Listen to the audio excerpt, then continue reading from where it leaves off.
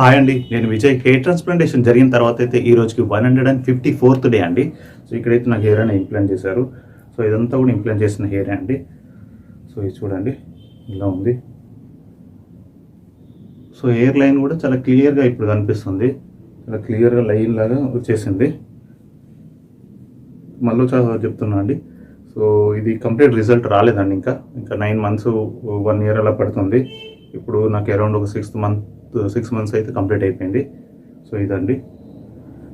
So ఇదంతా and ఇక్కడ crown ఏరియాలో చేయలేదండి, కామెంట్లో అడుగుతున్నారు. అండ్ డోనర్ ఏరియా చూపిస్తాను. డోనర్ ఏరియా, క్రౌన్ ఏరియాలో హెయిర్ ట్రాన్స్ప్లాంటేషన్ ఇక్కడ చేయలేదు. సో ఎందుకు చేయలేదు అంటే పాసిబుల్ కాదండి. ఫర్ ఎగ్జాంపుల్ ఒక చుట్టూ ఒక 4 చెట్లు ఉన్నాయనుకోండి, మధ్యలో ఇంకో చెట్టు నాటాలి అనుకుంటే సో మనం మట్టి తీసి నాటినప్పుడు ఈ 4 చెట్లు దగ్గరగా ఉన్న 4 చెట్లు డ్యామేజ్ అయిపోతాయి కదండి. సో ఫర్ ఎగ్జాంపుల్ అలా మనం ఇంకో చెట్టు 4 చెట్లకు మధ్యలో మనం ఇంకో చెట్టు నాటాలని మట్టి తీసినప్పుడు ఈ 4 చెట్లు ఎలా డ్యామేజ్ అవుతాయో, సో తక్కువ హెయిర్ ఉన్నప్పుడు ఇక్కడ ఈ డెన్సిటీలో ఉన్నప్పుడు అది పాసిబుల్ కాదైతే అని చెప్పారు. సో దానివల్లే అయితే ఇక్కడ చేయలేదు. కంప్లీట్గా అది ఫ్యూచర్లో కనుక ఊడిపోతే కనుక మళ్ళీ నెక్స్ట్ సెషన్లో హెయిర్ ట్రాన్స్ప్లాంట్ అక్కడ చేస్తారు, అది పాసిబుల్ అవుతుంది. సో ఇప్పటివరకు అయితే ఇంతే అండి.